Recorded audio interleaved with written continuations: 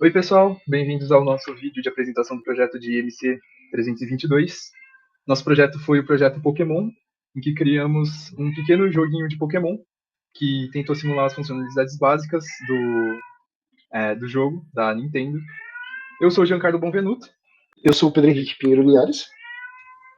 Eu sou o Pedro Henrique, dos Reis Arco Verde. E eu sou o Thiago Augusto de Túlio Nascimento. Agora a gente vai começar a apresentação do nosso grupo, que a gente se baseou no jogo de Pokémon para fazer o nosso jogo. E basicamente a gente tem essa janela, e essa janela permite que a gente salve as informações do jogo, no caso, em alguma pasta específica. Nesse caso, eu vou selecionar essa, confirmar, criar o primeiro jogador.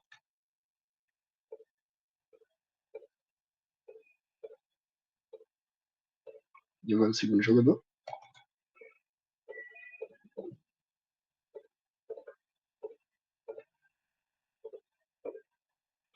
Com o jogo aqui eu consigo selecionar os ataques diferentes. E além disso, a qualquer momento eu posso trocar de Pokémon. E eu vou agora seguir essa partida para ver a funcionalidade do ataque. E em paralelo a isso, a gente vai tendo os registros aqui embaixo. E esses registros vão ser guardados no log que a gente tem guardado. Por exemplo, aqui eu posso trocar de Pokémon.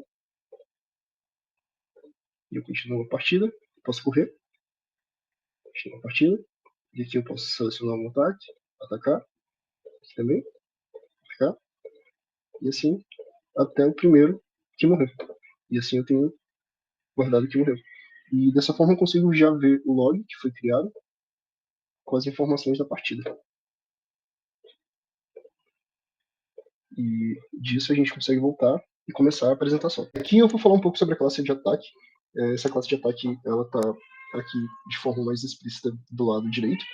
E eu tenho nelas as funções básicas de get set e também tem a parte de menu com todos os ataques que a gente tem à disposição. E essa classe, no caso, ela cria as funções básicas dela, tipo, cada ataque que a gente vai poder usar. E aqui do lado, na imagem do lado esquerdo, eu tenho um ataque. No caso, o ataque que eu selecionei foi o ataque de nome ácido. E ele tem as informações básicas dele, tipo, cada informação específica. E basicamente é isso. Essa é a parte de ataque. Agora eu consigo partir para tipo. E tipo, eu tenho da mesma forma aqui ela a classe completa aqui do lado direito. E nessa classe eu tenho 3 listas, cada lista guarda os elementos que o Pokémon, no caso do tipo em específico, tem imunidade, ou fraqueza ou resistência. Imunidade, no caso, zera o dano que ele recebe, fraqueza ele recebe o dobro do dano, e resistência ele recebe a metade. E isso tudo é usado quando for calculado na função, no método de defesa. E aqui eu tenho tudo especificado direitinho, e eu tenho essas 3 funções que são usadas dentro desse método de defesa. E do lado direito do lado esquerdo dessa classe, eu tenho as classes que ela herda, que no caso, que herdam dela. No caso, eu coloquei de exemplo aqui a classe água, que tem as suas informações principais, as partes bem mais simples dela mesmo. E basicamente é isso. E aqui eu consigo passar para o Thiago, que vai falar sobre a classe de Pokémon. A classe de Pokémon tem as funções básicas de get e set para os atributos de cada um dos Pokémons, que são eles vida, nome, os tipos que cada um tem e uma imagem deles. E também é uma lista de ataques que são escolhidos aleatoriamente dentre os ataques do mesmo tipo do Pokémon, no momento em que aquele Pokémon é escolhido por algum jogador. Essa classe também contém a função de atacar, que passa o ataque escolhido para o outro Pokémon, que vai receber esse ataque. A função de ser atacado, que recebe com o ataque o Pokémon levou e faz o cálculo de dano para ser subtraído da vida. E a função que registra todas as ações que aconteceram durante a batalha. Aí no próximo slide tem o Enum com todos os Pokémons que a gente criou. E aqui temos o Enum de todos os Pokémons que foram criados, implementados no nosso jogo, já contendo o nome e os tipos que cada um tem, incluindo a lista vazia que depois serão adicionados ataques que cada um vai ter nela. Agora para a classe de jogo e lógica de jogo. Aqui nós temos basicamente o que vai ser o coração do sistema todo, que é o sisteminha com que a gente faz os turnos deles. Nessa primeira parte do código, a gente meio que começa a iniciar, e a gente instancia e inicia todos os jogadores que vão entrar no jogo. Nós temos o jogador 1 e o jogador 2, iniciando como null, mas nós não vamos mexer neles na maior parte do código. A gente vai tratar eles como jogador da vez e jogador inimigo, porque é o que a gente quer, sendo que ao longo de toda o percurso do jogo, o jogador da vez e o jogador inimigo vão trocar de lugar toda vez que o turno trocar, né? Que uma hora o jogador 1 vai atacar, outra hora ele vai ser atacado. Basicamente o que faz esse início da classe. No próximo slide, vou botar aí, a gente conseguiu as funções para jogadas, que a gente tem uma função tick, que foi criada justamente para fazer esse cálculo de toda vez que a gente inicia a rodada e maneja todas as escolhas do jogador. Nesse caso, a gente tem um switch, neles a gente tem um tratamento de case, para toda vez que o botão for apertado na interface do jogador, a gente tem ou o caso, o cenário dele escolher atacar, a gente faz a função de atacar instanciando o Pokémon do Pokémon da vez, e o Pokémon inimigo do jogador da vez e do jogador inimigo, respectivamente. E a gente puxa a função de atacar. E a gente faz um log adicional dele para adicionar no final no arquivo de log. O outro caso que a gente tem é o de correr, que faz com que o inimigo simplesmente perca a vez. A gente também tem a opção no jogo de fazer ele troca de Pokémon, mas ela não vai ser tratada aqui. No fim, a gente tem um if, onde a gente maneja a vida do Pokémon. Se ela for menor que zero, menor ou igual a zero, ele é considerado morto, como vocês viram no início do joguinho. E no final a gente faz a troca de cada jogador. O que ataca vai ser o atacado, o que é o atacado vai atacar agora. No próximo slide, a gente vai tratar de alguns problemas enfrentados. Um dos principais foi que inicialmente o jogo foi feito inteiramente para ser rodado no terminal, mas como agora a gente está usando interface, a gente teve que fazer toda a alteração do código para que ele pudesse ser usado como interface.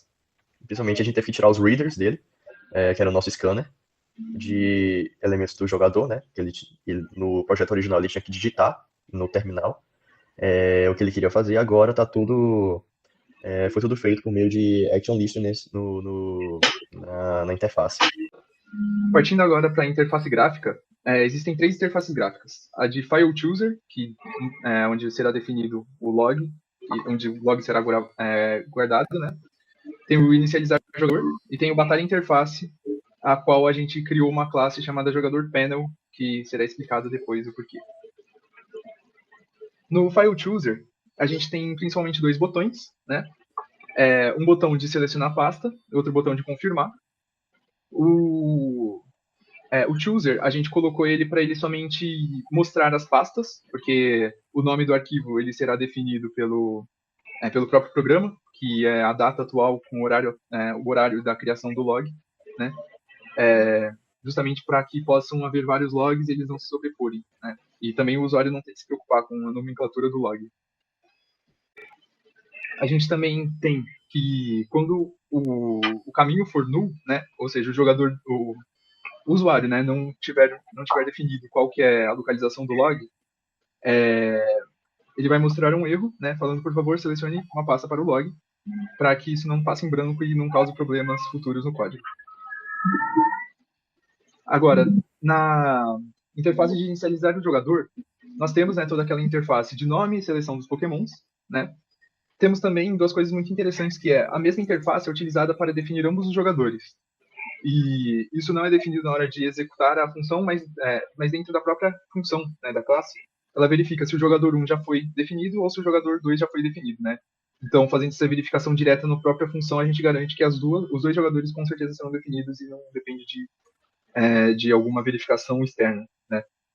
Temos uma função de verificar, né, os pokémons repetidos, que caso haja pokémons repetidos, eles recebem um númerozinho, né, um identificador para separar os pokémons. Também, né, aqui temos o exemplo, né, da interface de inicializar jogador. E também temos outra verificação de erro, né, que caso o nome do jogador estiver vazio, ele mostra um erro para que o usuário volte lá e defina o nome do jogador 1. Agora, a nossa interface de batalha é um frame dinâmico, especialmente nos painéis dos jogadores. Portanto, para isso, criamos uma classe jogador panel para cuidar de criar e atualizar os painéis conforme for necessário. A batalha interface é bastante curto, pois todo o trabalho pesado é feito por jogador panel, que é instanciado um para cada jogador. Os botões são removidos ou adicionados conforme algumas condições. Se é a vez do jogador, então o botão é adicionado, e se o Pokémon está vivo, que no caso, se o Pokémon não estiver vivo, o botão atacar ele é adicionado, mas ele é desativado. Também temos que o jogador 1 atualiza o painel do jogador 2 e vice-versa. Né? O que é atualizado é o nome do Pokémon, a imagem do Pokémon e o estado dos botões. Além de atualizar o frame inteiro no final para garantir que nenhuma informação tenha ficado para trás. Né? No caso, a gente faz essa atualização bem que pode parecer bem redundante, né? E até mesmo invasiva de um jogador, de uma classe atualizar outra classe. Porém, a gente achou que isso fosse mais seguro para garantir que o jogo não ficaria desatualizado, né? Nenhuma interface ficaria desatualizada. Todos os botões executam o jogo TI, que é o final, né? E atualizam os painéis subsequentemente, o que ocasiona a remoção dos próprios, já que o jogador TIC realiza a troca da vez. Né? Outra coisa que vale notar é que na lógica de jogo, a gente tinha um switch case, que era case 1 e case 3. O case 2 era para quando acontecia a troca de Pokémon. Aquele switch case 2 ele era bastante útil quando a gente tinha o nosso jogo de terminal. Mas agora que nosso jogo é de interface, ficou bem mais fácil, ao invés de refatorar naquela parte do código, a gente simplesmente fazer a troca de Pokémon direto na seção do botão. Né?